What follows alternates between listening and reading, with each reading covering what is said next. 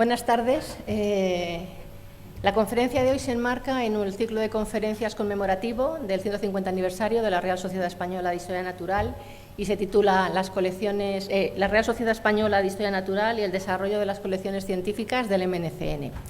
Muchos de ustedes son incondicionales de esta sociedad científica y son entusiastas de las colecciones científicas y, por supuesto, pues son seguidores del Museo Nacional de Ciencias Naturales. Y en esta conferencia se aunan los tres temas, porque como enseguida les van a contar, pues están íntimamente relacionados. Nuestra conferenciante de hoy es doctora en Ciencias Biológicas por la Universidad Complutense de Madrid y desde el año 2000 es la conservadora y responsable técnica de las colecciones de tejidos y ADN del Museo Nacional de Ciencias Naturales y además del Laboratorio de Identificación Molecular que está asociado al mismo. Y es además miembro de la Junta Directiva de la Real Sociedad Española de Historia Natural. Ha trabajado en el museo desde hace más de 30 años, 25 de ellos precisamente asociados a las colecciones científicas. Sin embargo, su experiencia con colecciones no se inició entonces, se remonta hace 42 años, en 1979, cuando empezó a trabajar en la Unidad de Zoología Aplicada, la UZA, que el INIA mantenía en Alcalá de Henares. Estuvo allí 7 años y además desde el año 1982 lo compaginaba estudiando por la tarde la carrera. En el año 1987 se licenció y al año siguiente fue contratada por el Museo Nacional de Ciencias Naturales para colaborar en el inventario y ordenación de las colecciones de aves y mamíferos del museo. Y allí entró en contacto por primera vez con las mayores colecciones científico-históricas de este país. En 1990 tuvo la suerte de conseguir una beca Erasmus que la llevó a aprender técnicas moleculares en un laboratorio en Francia. Y allí estuvo un mes y fue su primera experiencia internacional, pero no sería la última. Esta experiencia marcaría su trayectoria futura sin saberlo, pues con ese bagaje y más experiencia acumulada en colecciones, en el año 2000 promovió la creación de la colección de tejidos y ADN con apoyo de la dirección del centro. Tuvo la visión de crearla a partir de un montón de muestras sin organizar, que eran producto de la actividad investigadora del personal científico del centro. Y desde entonces todas esas muestras han estado disponibles para su uso más allá de las puertas del museo. La colección fue pionera en Europa y más de 20 años después se ha convertido en el mayor biobanco de biodiversidad molecular de metazoos de España. Y no es de extrañar, por tanto, que su tesis doctoral versara precisamente sobre la conservación de patrimonio genético en las colecciones de tejidos y ADN. De su extenso currículum quisiera resaltar una pequeña parte, que es su participación en un proyecto de recuperación de colecciones históricas en el museo y varios de gestión y conservación de colecciones que son internacionales de museos europeos. Y lo resalto porque eso le ha permitido realizar numerosas visitas a muchos museos europeos que, como el Museo de Madrid, conservan colecciones científico-históricas que son muy relevantes para el estudio de las ciencias naturales y el avance de las ciencias naturales. Además, le han permitido entrar en contacto con numerosos colegas de numerosos países, no solamente además europeos, con los que ha podido compartir problemas y soluciones en un ambiente profesional. Con toda esa experiencia y esos conocimientos, en los últimos años ha representado al museo en CETAF, que es el Consorcio Europeo de Centros de Investigación con Colecciones, y en DISCO, que es la infraestructura europea de colecciones científicas. Para terminar, solamente quiero añadir que es además miembro del Comité de Gestión de una Acción Europea sobre movilización de datos, políticas y expertos en colecciones científicas. Sin más dilación les presento a Isabel Rey Fraile. Muchísimas gracias, Celia.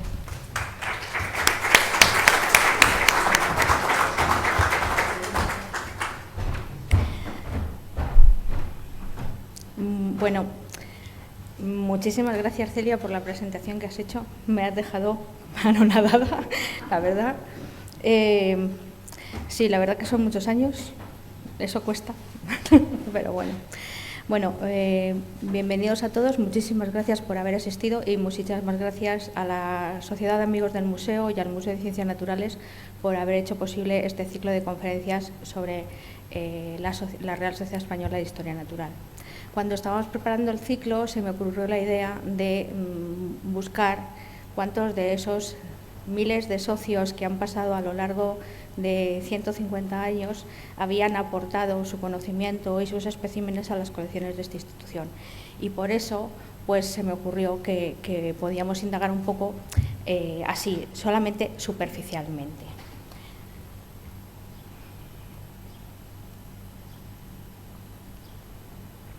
Antes de comenzar, me gustaría explicarles un poco, estoy segura que todos lo saben, pero a lo mejor recordar qué son colecciones científicas. Todos cuando visitamos un museo o visitamos instituciones que tienen colecciones, siempre pensamos en la parte expositiva, en los especímenes que exponemos que son nuestro escaparate para que la gente lo vea. Pero en realidad las colecciones científicas son muchísimo más. Son el alma de la investigación científica en ciencias naturales. Son colecciones como las que ven en pantalla, enormes herbarios o enormes colecciones antropológicas, las que ven ahí en la parte de arriba, son las colecciones antropológicas y el herbario del Museo de Viena, pero en la actualidad, o la que está abajo, con huesos, enormes huesos fósiles, bueno, pues es la colección de paleontología del Naturalis, del Museo de Países Bajos. Pero en la actualidad hay otras muchas colecciones, como son las colecciones de muestras biológicas, de campañas de investigación, que sencillamente no hay ni medios técnicos, ni personal, ni expertos para poderlas separar, pero se conservan como tal para que en algún momento investigadores que las necesiten pues hagan ese trabajo. Lo que ven en las dos imágenes de abajo son la colección de cilindros de hielo cogidos en glaciares o en los polos, que dan muchísima información no solamente a las ciencias naturales, sino también a la física, a la química. Son importantísimos para el cambio climático y para conocer la pérdida de biodiversidad o cientos de investigaciones. Y lo de abajo es exactamente lo mismo, son cilindros de muestras de lodos en lagunas palustres de Estados Unidos. Como podéis ver también en esta imagen, todos estos son los datos que se pueden obtener de todos esos especímenes acumulados a lo largo del tiempo. No solamente son datos taxonómicos, sino que son datos genómicos, datos bioquímicos, morfológicos, geográficos, datos de interacción de especie, algo que ahora está muy de moda, con saber cuáles son las bacterias o los virus que portan diferentes especímenes, es algo imprescindible para la salud, se ha demostrado nuestra propia salud como humanos, o datos ecológicos. Si me acompañan, me gustaría darles un paseo por diferentes instituciones europeas que conservan colecciones científicas de historia natural. Empecemos por la institución europea con mayor colección de este tipo, que es el Natural History de Londres, que tiene abajo, debajo del nombre, les he colocado la cifra de especímenes que estiman que tienen. Y digo estiman porque a día de hoy Londres tiene 80 millones de especímenes, pero en su página web lo pone, o sea, no es algo que me invente. Si entráis a ver la página web de esta institución, pone que de sus 80 millones solo tienen informatizado 8 millones y medio. 8, perdonad, que lo tengo la chuleta. 4 millones con 8 inventariados, es decir, queda muchísimo por hacer. Esto solamente supone un 4%. Las instituciones, todos nos estamos intentando poner al día. Bueno, este es el Museo de Londres, el Museo de Historia Natural de París, con más de 64 millones, el Centro de Biodiversidad Naturales, que tiene 36 millones, el Instituto Real de Ciencias de la Naturaleza de Bélgica, el Museo de Historia Natural de Berlín, el Museo de Viena, el Museo Real de África Central, que también está en Bélgica, el Museo Nacional de Ciencias Naturales, que estimamos que tenemos aproximadamente 10 millones de especímenes, el Museo de Hungría, el Jardín Botánico de Kew, con más de 8 millones de especímenes, el Museo Alexander Kenin en Bonn, el Jardín Botánico de Edimburgo, el Jardín Botánico de Meissen, el Museo de Historia Natural de Creta, las colecciones científicas de la Universidad de Tartu en Estonia o el Jardín Botánico de Madrid. Hasta aquí son exclusivamente 16 instituciones y la cifra final de especímenes que se conservan en todas estas instituciones son las que veis ahí, son 331 millones de especímenes. Por un momento me gustaría que todos hicierais el ejercicio de cerrar los ojos e imaginar que todo esto, por circunstancias como no tenemos espacio, no tenemos dinero o no tenemos personal para conservarlo, desapareciera. Es impensable, no se podría hacer ciencia en muchísimas áreas.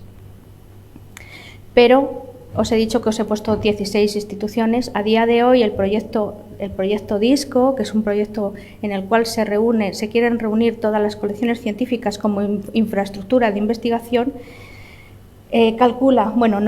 sino que tiene unidas ya 120 instituciones y se calcula que podemos estar hablando de 1.500 millones de especímenes en toda Europa. Todas estas instituciones, desde el año 1996, se han unido en una asociación que empezó con 10 instituciones, pero que en la actualidad son 63 instituciones, aunque son 37 miembros porque hay consorcios de 22 países europeos. A lo largo de todo este tiempo, desde el año 1996 a la actualidad, se ha hecho un trabajo ímprobo por conseguir que se valore la taxonomía y las colecciones científicas. Es una asociación que se reúne 2 veces anualmente y bueno, nos coordinamos, compartimos estándares, discutimos sobre muchos temas, pero sobre todo se intenta apoyar en la búsqueda de dinero o financiación de la Comunidad Europea. El proyecto más importante o con más éxito de todos los que se han conseguido dentro de esta sociedad y para las colecciones de historia natural han sido los proyectos Síntesis, que empezaron en el 2004. Estos proyectos son de 4 años de duración y estamos en la cuarta edición de estos proyectos. Gracias a estos proyectos, que empezaron en el año 2004, pues han conseguido muchísimos objetivos. Tenemos estándares de trabajo comunes todas las instituciones que participamos, pero lo más importante de todo es que se consiguieron acceso transnacional, es decir, hay investigadores que idean un proyecto de trabajo en una colección que no esté dentro de su país de origen, solicita ese proyecto y lo lleva a cabo. Y este proyecto europeo financia los gastos que ocasiona todo este proyecto y el uso de las colecciones. Esto ha revalorizado muchísimo las colecciones y estamos en un momento en el que realmente la Comisión Europea considera que es uno de los proyectos más exitosos que ha tenido y todo está basado en colecciones científicas de historia natural. Los resultados, como podéis ver a vuestra derecha, pues son 51.000 días investigador, 4.168 proyectos y 4.000 salidas, en que son artículos científicos, tesis o otras actividades, libros u otras actividades más allá de publicaciones con referees. En la actualidad estamos en medio del último proyecto Síntesis, que se llama Síntesis Plus, y bueno, pues se está trabajando en él y además en la novedad es que además de tener el acceso físico, es decir, que un investigador pueda ir, también existe un acceso virtual. Hay investigadores que no quieren ir al sitio, sino que lo que se desea es que la colección que tiene los especímenes que le interesan, pues la puedan digitalizar o extraer ADN o a distancia y se le envíen esos resultados. Se supone que esto seguirá adelante con otros proyectos o a través del proyecto DISCO.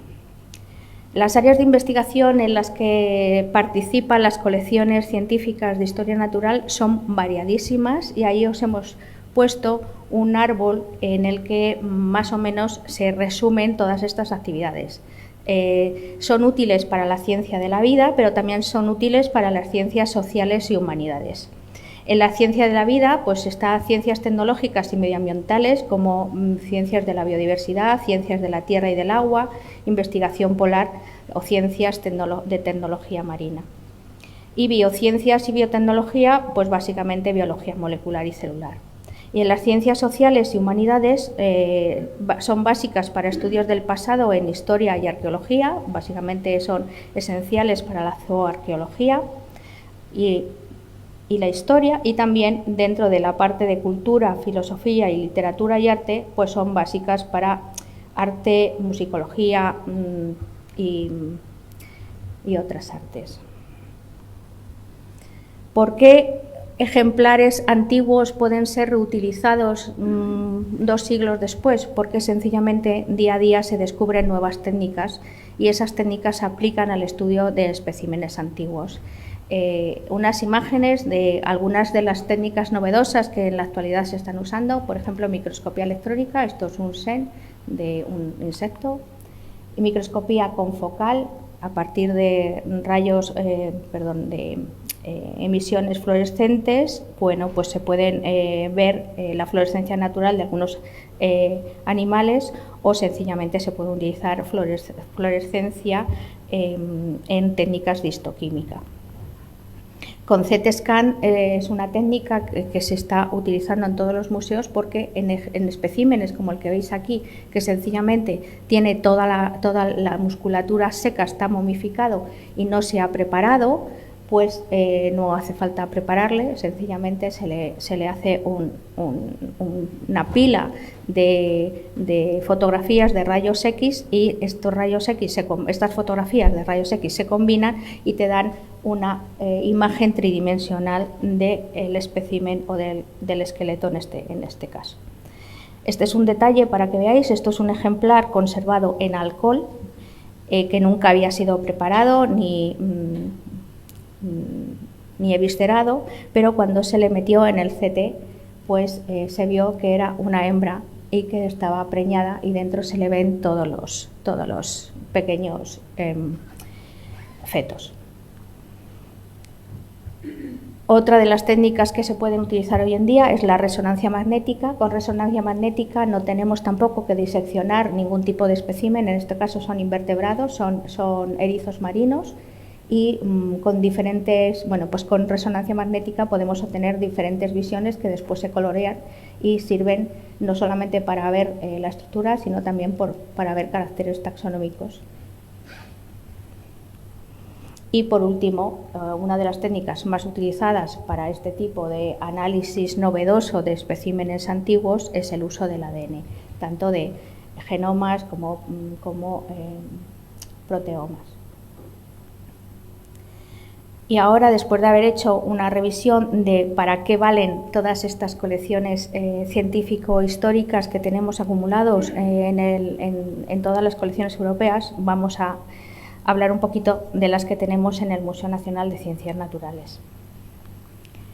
En este museo estimamos que tenemos 10 millones de especímenes que están divididos en diferentes colecciones. Las diferentes colecciones que tenemos se dividen en distintos tipos que a veces no tienen nada que ver con la taxonomía de los grupos, sino que más bien se aunan, pues incluso por cosas como métodos de conservación, para conseguir una gestión eficaz. En la pantalla tenéis colecciones de fluidos de moluscos, desde arriba a la izquierda hacia la derecha, colecciones de moluscos, uno de los congeladores de la colección de tejidos de ADN, colecciones en seco de moluscos. Debajo de la colección en seco de moluscos tenéis uno de los armarios de la colección de aves. Debajo tenéis los depósitos de la colección de paleontología, muestras de colección de tejido en alcohol en esas cajas, y por último uno de los armarios con una colección de osteología. Como todos sabéis, el museo se funda en 1971, aunque bueno, existe una polémica que sí unos cuantos años antes, y a partir del mismo momento en que se crea, se empiezan a acumular colecciones científicas. De hecho, se crea en base a las colecciones de Franco Dávila, que son unas colecciones que había reunido un erudito, que son compradas por la corona y con las que se funda esta institución. Pero a pesar de que estas son las colecciones fundacionales, a partir del momento de su creación, muchos eruditos y personajes históricos empiezan a donar diferentes colecciones a esta institución, que en aquel momento era pionera en Europa y muy importante. En las imágenes, piezas de aquella época, pues en muestras las esmeraldas que veis ahí, que son unas esmeraldas que vinieron de una mina de Muzo, o el esqueleto del megaterio y el esqueleto de un elefante que murió en 1788, que vivía en Aranjuez y que fue un regalo desde Java para el rey, y que cuando murió pues se pidió a los artistas de Bellas Artes que si lo podían taxidermizar, y es el que podéis ver en las salas. Estas son piezas de las más antiguas, hay otras muchas. Como pone el mismo Agustín Barreiro en su libro de 1944, bueno, en realidad no es Agustín Barreiro porque está sacado del prólogo de Eduardo Hernández Pacheco, pone: tan pronto quedó organizado y funcionando el Real Gabinete de Historia Natural, se trató de acrecentarlo con colecciones del incipiente museo con ejemplares procedentes de las diversas regiones españolas, para lo cual se dieron las oportunas órdenes e instrucciones a los intendentes de las provincias del reino. Así llegó a formarse la colección de placas pulimentadas de mármol y rocas de características ornamentales de toda España. Análogamente, se cursaron órdenes a los virreyes de las colonias ultramarinas. Estos virreyes de colonias ultramarinas son precisamente los que mandan el esqueleto de Megaterio y las esmeraldas de Muzo. A lo largo del siglo XVIII-XIX se hacen distintas expediciones que van enviando material. Es verdad que estas expediciones mayoritariamente lo que colectaban eran plantas, eran pliegos de botánica, pero también nos llevaban animales, nos llevaban especímenes a estas colecciones. La última de ellas es la expedición, bueno, podemos considerar que la última de ellas, de esa época pre-Real Sociedad Española de Historia Natural, son las expediciones que se hacen al Pacífico en 1862, que veis en la imagen. Y lo que está representado abajo es una de las esponjas de la colección de Parra, que también se envía a este gabinete a consecuencia de ese llamamiento que se hace a partir de su fundación. Desde la fundación de la Real Sociedad Española de Historia Natural, ya en el artículo 30 del primer reglamento que se publica en 1872, pone: los objetos naturales de la sociedad, que la sociedad reciba serán depositados en las colecciones públicas de Madrid, donde se crea que puedan ser más convenientes y conservarse para ser estudiados con mayor facilidad por los naturalistas, dando conocimiento de todo ello al remitente. No solamente tenían claro qué pensaban hacer con las colecciones dentro de la sociedad, sino que también había socios, como el señor Salvador Calderón, que había recorrido ya en aquel momento las instituciones, los museos europeos que existían. En la imagen os he puesto el museo arriba, en el centro. Ese es el Instituto de Ciencias de Bélgica, que entonces era Museo Real. La sala principal del Natural History de Londres, que en ese momento, esa imagen es de 1881, y en esa imagen todavía no tenían ni Diplodocus ni ballena. Abajo lo que veis es los dos museos gemelos en Viena, el Museo de Historia Natural y el Museo de Pintura. Es una acuarela y también es de 1887, creo que es. Y la otra imagen es la de la sala principal, la sala de evolución del Museo de París. Como veis en la imagen, en 1884 el señor Calderón ya se había visitado estas instituciones, había visitado las colecciones y se había empapado de qué tenía que ser un museo de historia natural y lo plasma en esta publicación. Un poco más tarde, en 1901, cuando la situación era más favorable para la institución, parecía que ya tenía, bueno, antes de esto, decirles que el museo sufrió un grave deterioro a finales del siglo XIX porque le trasladan prácticamente empaquetado a los sótanos del Palacio de Biblioteca y Museo. Y fue una época un poco terrible para las colecciones porque en algunos casos ni siquiera fueron desempaquetadas. A final de este siglo, al final del siglo XIX, parecía que se estaba desatascando la situación y en 1901 la sociedad crea un nuevo reglamento y en el primer artículo de este nuevo reglamento ya lo que pone es exactamente que la sociedad está dedicada al estudio de las producciones naturales de España mediante la publicación de cuanto a dichas producciones se refleje y la formación de colecciones de las mismas. Y además, en este reglamento también crea una nueva comisión que la llama comisiones de catálogos que se van a ocupar de hacer visibles y que se publiquen todos unos listados de especímenes de zonas que los socios pues van recogiendo en sus excursiones a lo largo del territorio español. Hago hincapié en lo que está subrayado en rojo, que pone que asimismo la Comisión de Catálogos será la depositaria de las colecciones típicas de especies españoles y dibujos que a ellas se refieran. En ese mismo momento, publicado en la Gaceta en 1901, sale un nuevo reglamento también de este Museo de Ciencias Naturales, porque, bueno, como os comentaba, parece que la situación de esta institución mejoraba. Y en este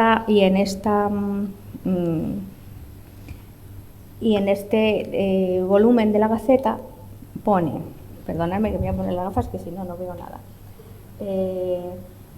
La Junta Directiva que estará al frente del museo usará para organizar todos estos objetos todos los medios que juzgue pertinentes y entre ellos de los que siguen: reunir, ordenar, conservar los seres y objetos naturales que formarán las colecciones del museo, estudiándolas y publicándolas, los catálogos en las mismas, así como los resultados de los trabajos de investigación que se hicieran en sus laboratorios.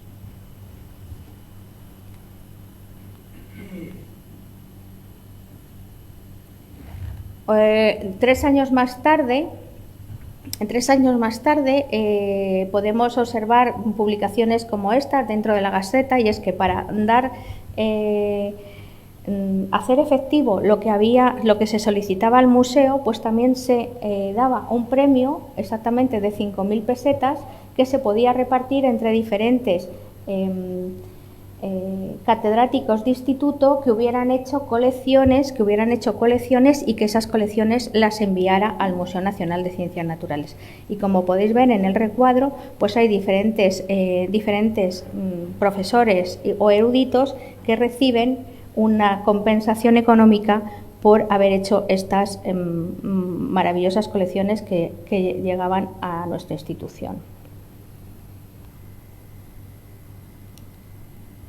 Como antes he mencionado, todos los socios que en algunos momentos de su vida acabaron siendo partícipes o trabajadores de esta sociedad tenían muy claro que eran los museos de historia natural. Más si cabe, al final el director de esta institución durante unos cuantos años empezó siendo director en 1901 y en el discurso que hizo en su aceptación en la Real Academia de Ciencias Exactas, Físicas y Naturales, Ignacio Bolívar habló de los museos de historia natural.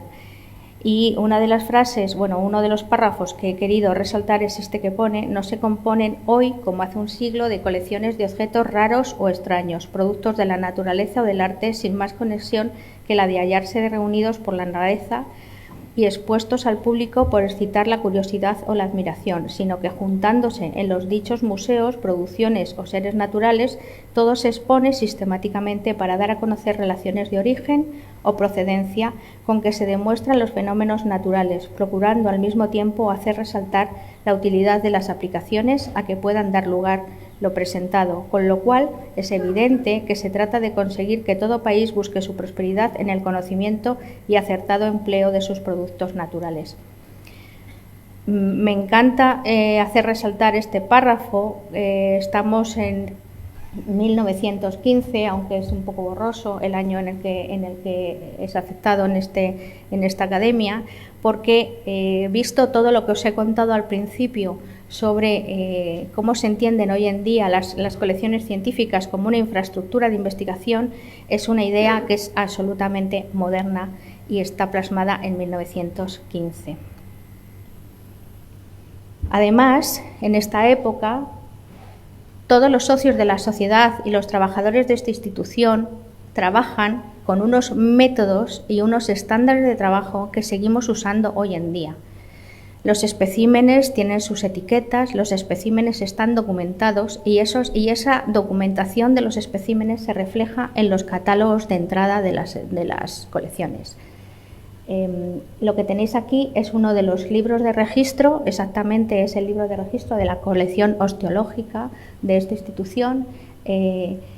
Está expuesto en la exposición que tenemos sobre los 150 aniversarios de la sociedad y está abierto por una página en la que la segunda entrada de la página 118 es la letra del propio Ángel Cabrera, que está representado en la imagen con su esposa, María Aguado, muy jóvenes los dos, y en ella Cabrera deja constancia de todos los especímenes que él mismo ha recogido, porque había una serie de personas que no tenían por qué ser trabajadores de la institución, porque en aquel momento la sociedad estaba muy imbricada con el museo. Había gente que venía, había eruditos asociados que venían a trabajar de forma voluntaria a esta institución para dejar reflejo de todas las colectas o de las expediciones que se habían hecho. Y en esta página Ángel Cabrera deja constancia de todos los especímenes que ha recogido en el RIF en una excursión que hizo la primavera de 1919. Lo más interesante de todo esto es que el número que aparece en el margen izquierdo, que es una fecha puesta al revés, acompañada de un número, es exactamente el número, no sé si el número que correlaciona este espécimen y que es su cráneo con esta entrada. Con esto se han podido recuperar cientos de especímenes y su documentación. Tenemos cuadernos de entrada para todas las colecciones. Este cuaderno de entrada comienza en 1911. En 1911 hay que recordar que en 1909 venimos a esta institución, al Palacio de las Artes y de la Industria. Todo se recoloca, se consiguen más espacios para las colecciones, todo se profesionaliza. Incluso las colecciones científicas empiezan a trabajar con estándares que ya tenían otros museos europeos y que siguen siendo válidos en la actualidad. También llama muchísimo la atención encontrar las etiquetas que portan estos especímenes. En este caso da la casualidad de que esta etiqueta que lleva este espécimen pues no está rellena, pero como muchas de las expediciones estaban financiadas por la propia Real Sociedad Española de Historia Natural, pues esta imprimía sus propias etiquetas. Quiero hacerles ver que no solamente están informando sobre cuál es la expedición de la que forman parte con esa etiqueta impresa, este espécimen, sino que además, impreso, para que nadie lo olvide, está cuáles son los campos que tienen que ser rellenos. localidad, altura en metros, fecha de colecta, colector, toda esa información que luego coloca a este espécimen en el espacio y en el tiempo y que nos da hoy en día, unos 100 años después, información sobre dónde vivía, a lo mejor sigue viviendo, pero posiblemente no, y podemos con esto extraer información de pérdida de biodiversidad o no, o incluso de cambio climático. En la parte anversa de esa etiqueta había otro tipo de información que se requería, como observaciones o quién la clasificó. Lógicamente, la persona que colecta no tiene por qué ser un especialista en aves y cuando llega a la institución, alguien que sí que sabe le pone esa identificación de especie. Pero tenemos información sobre longitud total, sobre longitud del ala, longitud de la cola, etcétera. Estas etiquetas se han encontrado a lo largo de la recuperación que hemos hecho de las colecciones en los últimos 30 años en cientos de especímenes. Tengo que reconocer que en la colección de moluscos fue un poco decepcionante porque existen estas etiquetas que debían existir, se cambiaban. Normalmente cuando llegaban los moluscos al museo o a los socios en aquel momento, eliminaban las etiquetas históricas, estas etiquetas de colecta, de expedición, y las cambiaban por sus propias etiquetas. Tenemos etiquetas del señor Hidalgo, etiquetas del señor Azpeitia, pero lamentablemente estas etiquetas originales de la Real Sociedad han desaparecido, excepto esta que encontramos y que también está expuesta en la exposición. Significa que efectivamente numerosos ejemplares que pasaron a las colecciones del señor Hidalgo y del señor Azpeitia, pues efectivamente fueron colectadas también por miembros de la sociedad. Esta es otra de ellas, en este caso con uno de los ejemplares que también está expuesto, con un ejemplar de 1905, y es una etiqueta hecha por Manuel Martínez de la Escalera. Bueno, finalmente, a pesar de que cientos de ejemplares llegaron colectados por socios a esta institución, existe una disposición en la cual, dentro del reglamento de 1901 de la Real Sociedad, que dice en el artículo 37, los objetos naturales que la sociedad reciba y no juzgue convenientes para sus colecciones servirán para formar otras destinadas a los establecimientos públicos de enseñanza donde se crea que puedan ser más provechosos y conserven para ser estudiados con mayor facilidad por los naturalistas, dando conocimiento a todo ello al remitente. Perdón, la falta de gafas.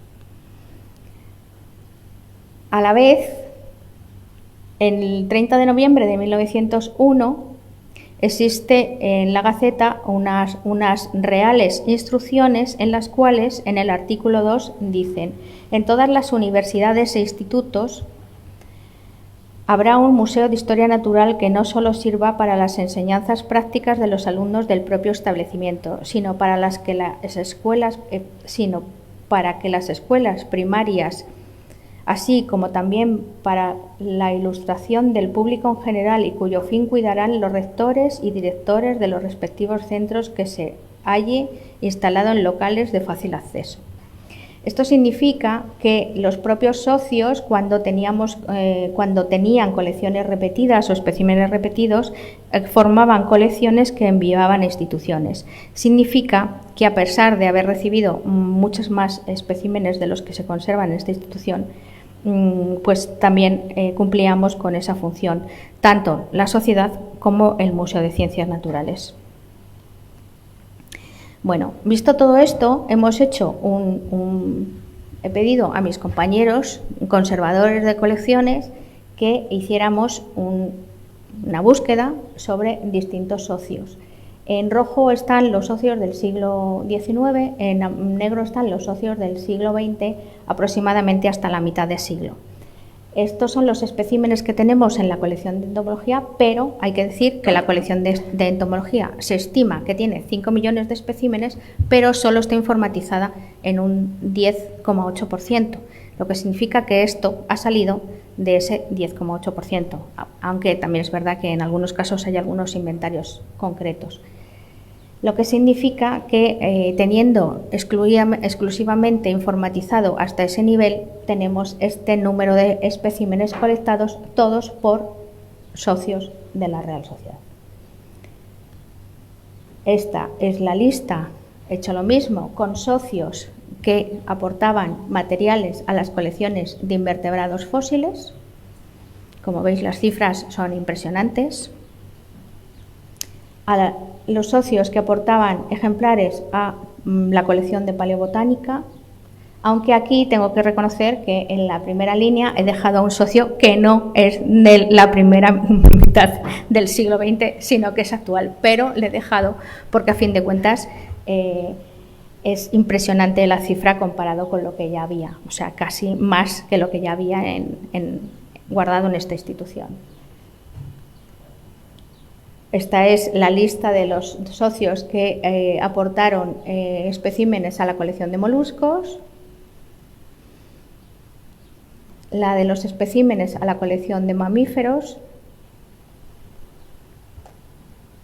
y finalmente esto es con lo que se lleva informatizado, con lo que tenemos digitalizado. Este es el volumen de especímenes que tenemos. Si sumamos, estamos hablando que el volumen de especímenes son 678.623, tipos tenemos 5.902 y taxones son 2.804. La verdad es que las cifras son impresionantes, pero lo que me enorgullece como socia de la Real Sociedad es que el trabajo de todas esas personas que a lo largo de medio siglo, más de medio siglo, hicieron, pues se conserva en esta institución para que sea utilizado por las futuras generaciones. Todo ello, no puedo dejar de decir, se consigue gracias a no solamente en aquel momento los socios de la Real Sociedad, eruditos que acabaron o no siendo trabajadores de esta institución, sino que también se consigue gracias a los actuales actores, que son los conservadores de esta institución. Muchos de ellos también son socios de la Real Sociedad, o sea que bueno, es como que cerramos el círculo. A lo mejor no podemos salir tanto al campo, porque es verdad que mientras que en el siglo XVIII y en el siglo XIX, incluso a la primera parte del siglo XX, no había ningún problema legal para ir a colectar, el problema no era legal, el problema era conseguir un transporte y conseguir unos métodos de conservación para que todos esos especímenes llegaran, pero en la actualidad esto es prácticamente imposible, porque para eso está la legislación que protege la fauna y la flora, pero en compensación sí que tenemos grandes profesionales de la conservación, que son mis compañeros en el Departamento de Colecciones, que nos estamos ocupando de todo ese patrimonio que han conseguido los socios de la Real Sociedad a lo largo de 150 años.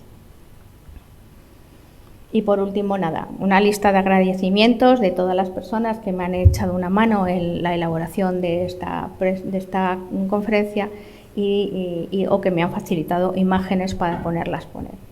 Y esto es todo, espero que os haya gustado.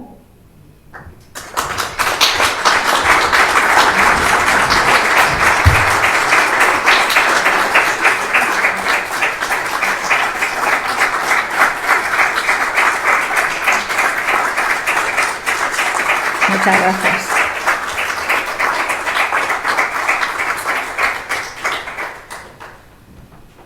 Si queréis hacer alguna pregunta, este es el momento. ¿Qué pasa ahora con Síntesis? Que tiene su origen fundamentalmente en Reino Unido, por lo menos todo el tema de las becas está en el aire con el Brexit. No. Bueno, al principio al comienzo de Síntesis Plus, que comenzó hace 2 años, sí que hay un año de vacío, porque normalmente las 3 ediciones anteriores habían sido continuas, acababa una y comenzaba la siguiente, pero entre la tercera y el actual, Síntesis Plus, hubo un año de vacío.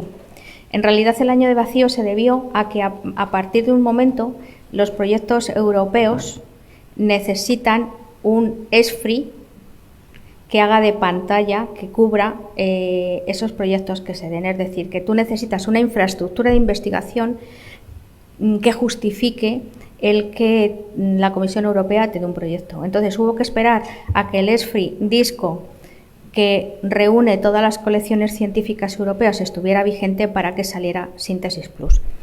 Pero es verdad que desde el minuto 1 el Reino Unido dijo que ellos no iban a perder Síntesis, que era algo que había sido muy exitoso y bueno, en realidad la salida de Reino Unido se produjo, creo que fue al año y medio de que ya estuviera funcionando Síntesis Plus y de momento no hay ningún problema. Tengo que reconocer y partir una lanza en honor a Natural History, que es que la gestión de Síntesis la hacen ellos y la hacen impecable y es un trabajo ímprobo el que tienen que hacer para gestionar a todo ese volumen de personas moviéndose por Europa y repartiendo ese dinero. Entonces, bueno, pues de momento ellos siguen participando en todas las actividades europeas y bueno, pues no sabemos qué pasará. Es verdad que igual que ellos llevaban Síntesis, también iban a ser los que iban a gestionar el ESFRI DISCO, pero este sí que no pudo ser, porque con el Brexit, al salirse de la Unión Europea, pues tuvieron que pasarle el testigo a otra institución y bueno, pues ahí estaban los holandeses. Gestionan fenomenal, negocian fenomenal y tienen una institución enorme como la que habéis visto, el Centro de Biodiversidad Naturalis, y bueno, pues son ellos los que van a llevar el proyecto europeo de infraestructura científica. Pero el Reino Unido sigue siendo socio de este DISCO, aunque no sean ellos los que gestionen toda la parte económica. Pero vamos, el Síntesis que tenemos vigente sigue en pie, ¿verdad, Josefina? Y con muchísima gente y siguen siendo el Reino Unido los que lo gestionan.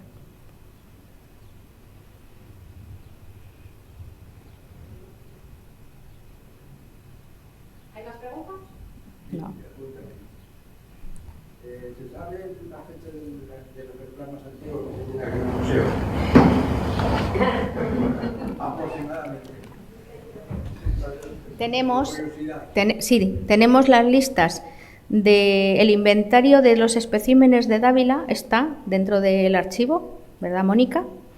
Están todos esos ejemplares y muchos de ellos están localizados. Por ejemplo, piezas antiguas, además de las que veis, de las que he puesto, son un tiburón martillo y un tiburón sierra que están expuestos en la sala. Esos venían con el lote de especímenes de Dávila. También venían unos cuernos de rinoceronte que lamentablemente pues, nos expoliaron. Hay un pez globo que también está expuesto en la exposición, que también venía en ese listado. Hay diferentes materiales ejemplares que están en ese listado y que siguen en esta institución y que sabemos dónde están. O sea que lo que pasa que todos ellos están en ese listado de Franco Dávila, que es un listado que creo que hace como en 1950 y algo, en el momento en que tiene que empezar a promover que alguien le compre su colección porque está completamente arruinado. En el momento en que hace ese listado, creo que, en 1751, no sé qué fecha he dicho, 1700, alrededor de 50. No sabemos cuáles de esos especímenes adquirió antes o después. Sabemos que esa es la fecha más antigua de especímenes que tenemos en este momento. Y sí, los tenemos localizados. Aquí ninguno se nos escapa.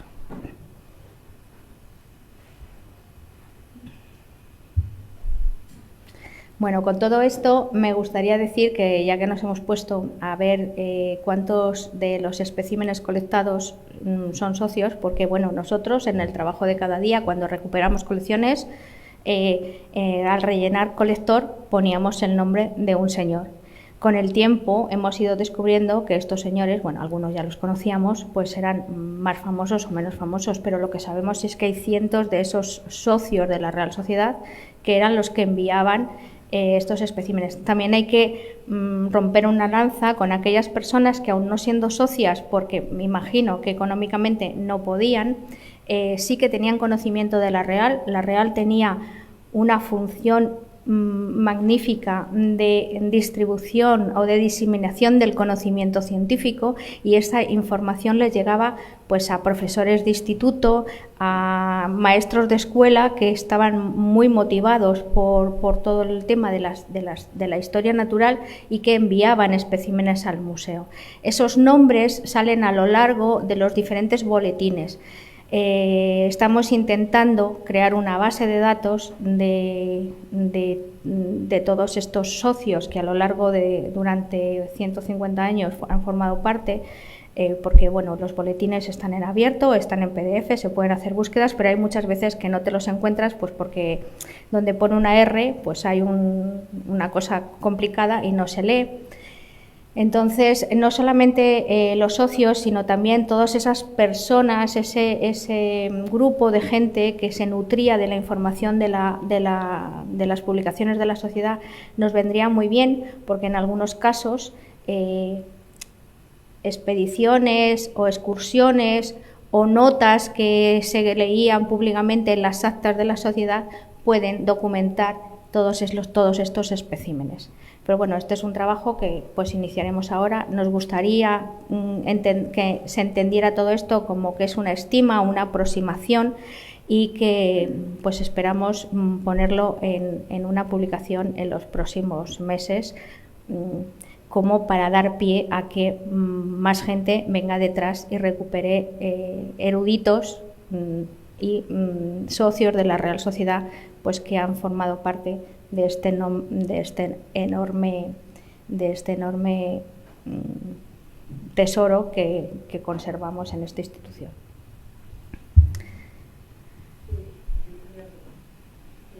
En algún lado he leído que Uhagón, banquero, Sí. vende, Socio fundador.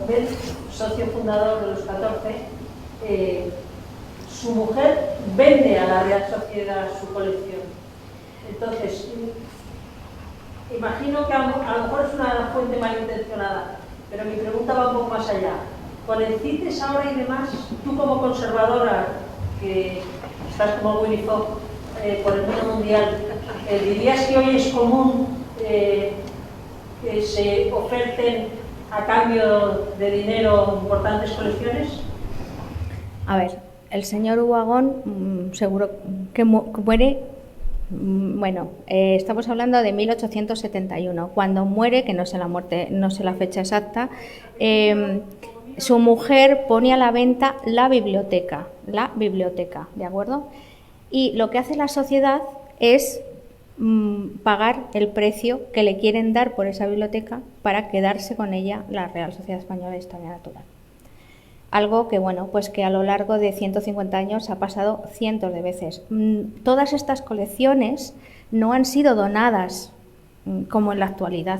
En algunos casos han sido pagadas con premios o con dinero de la sociedad o con dinero extraordinario que se obtenía del ministerio en cuestión, porque a lo largo de 150 años ha cambiado mucho la idea de cómo conseguir reunir estas colecciones.